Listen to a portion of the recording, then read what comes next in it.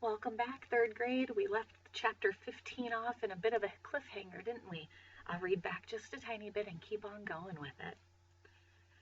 Little bear, Omri called frantically into the blankness. Come back, come back.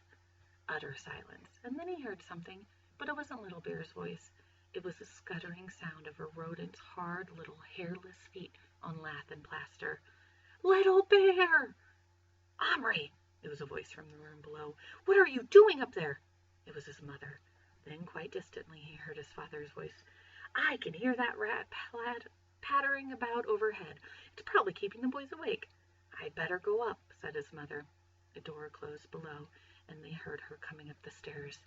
Even this dire prospect hardly had power to do more than push Omri's desperation one stage further.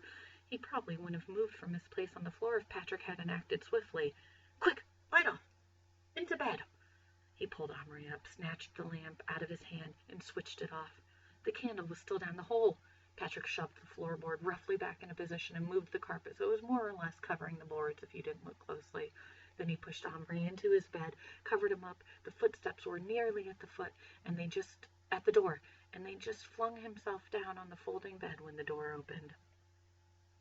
Omri lay there with his eyes squeezed shut, thinking, Don't put the light on him, don't put the light on him. Light was coming into the room from the landing, but not enough to see much further.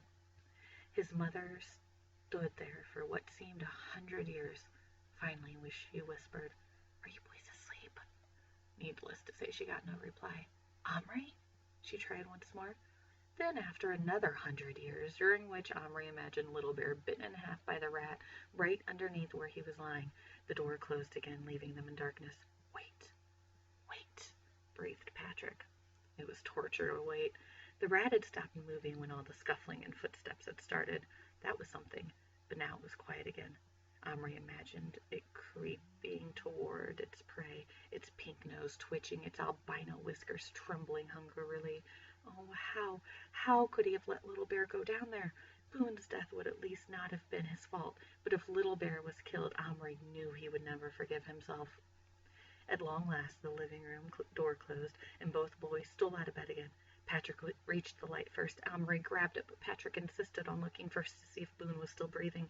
He was. They rolled back the carpet and lifted the board again, terrified that each moment would attract the grown-ups below.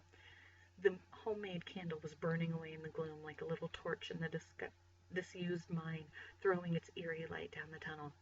Omri lay down flat. He didn't dare raise his voice, but he called softly, Little Bear, are you there? Come back. You're in terrible danger. Silence. Oh no, why doesn't he come? Omri whispered frenziedly. At that moment they did hear something. It was hard to identify the sound. It was the rat, all right, but what was it doing? There was no running sound, just a sort of tiny shock, as if it had made one short, sudden movement. A pounce? Omri's heart was in his mouth. Then there was other sounds. If he had not got used to straining his ears to catch the voices of the little men, he might not have heard it, but he did hear it, and hope nearly lifted him off the ground. It was a faint, light, scrambling sound, the sound of a small body getting through a hole in a hurry. Omri pulled the lamp back out of the hole and thrust his arm in. Instead, his hand open. Almost at once he felt Little Bear run into it. Omri closed his fingers just as something warm and furry brushed against their backs. He snatched his arm out, grazing his knuckles against the splintery wood. There was something else in his hand, something cold and knobbly, twice as heavy as Little Bear. He opened his fingers, and both boys leaned over to look. Here's a picture of it.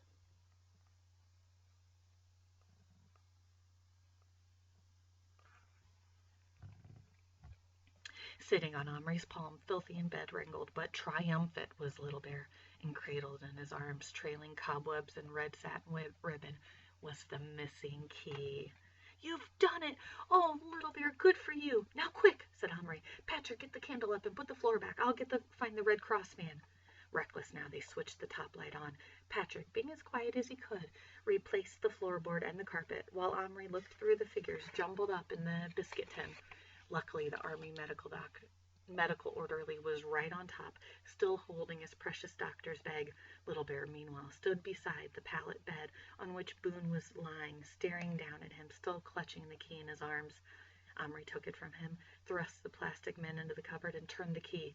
He made himself count to 10 while Patrick watched, pop-eyed and scarcely breathing. Then he opened the door. And there, his old friend Tommy, his bag at his feet, rubbing his eyes and frowning around him. His face cleared as he saw Omri. "Well, if it ain't you again, I don't half pick my moments to drop off to sleep, I must say," thundering great Minnie, whining overhead. "Thought I was a goner." "What's a Minnie?" asked Patrick in a croaky voice.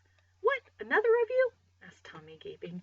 "I haven't eaten too much cheese for me dinner. Shouldn't give us cheese before a big attack. Very hard on the stomach, especially when it's turning up anyway with nerves. What's a Minnie?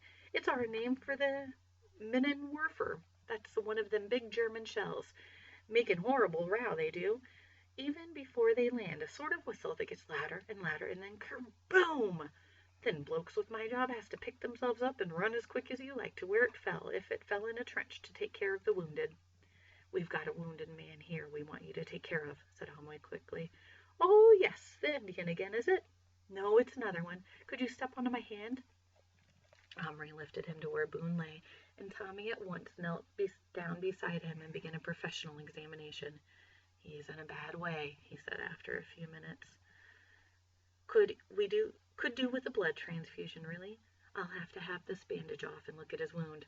He was cutting it off with a minute pair of scissors as he spoke.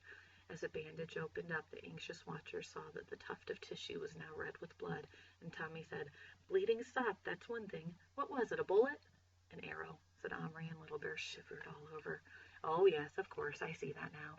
Well, I'm not much up on arrow wounds. Head's not still in there, I hope?" "No, it was pulled out." Good. Lucky it missed his heart. Well, I'll see what I can do." He got the hypodermic out of his bag and fiddled with it for a moment, then plunged the needle into Boone's chest. After that, he stitched up the wound, put a field dressing on it, and got Little Bear to help him peel off the rest of the old blood-stained Band-Aid. "You a pal of his, are you?" he asked the Indian. Little Bear stared at him, but did not deny it. "Then, look here, when he wakes up, you keep giving him these here pills. They're iron, see? Build 'em up. And these as well, they're for the pain. What we have to hope is that there won't be no infection." "We need penicillin for him," said Patrick, who had once had a bad cut on his foot that had turned septic. Tommy looked at him blankly. "Penicillin? What's that?" Omri nudged Patrick. "They hadn't discovered it in his time," he whispered. "Best thing I can suggest is a drop of brandy," said Tommy, taking the flask out, pouring something down Boone's throat. "Look here," he said cheerfully. "He's getting a better color already. He'll open his eyes soon. I wouldn't wonder. Keep him warm. That's a ticket. Now I must be getting back. Waking up, I mean. If that there Minnie's landed, I'll be in demand, and no mistake." Omri carried him back to the cupboard.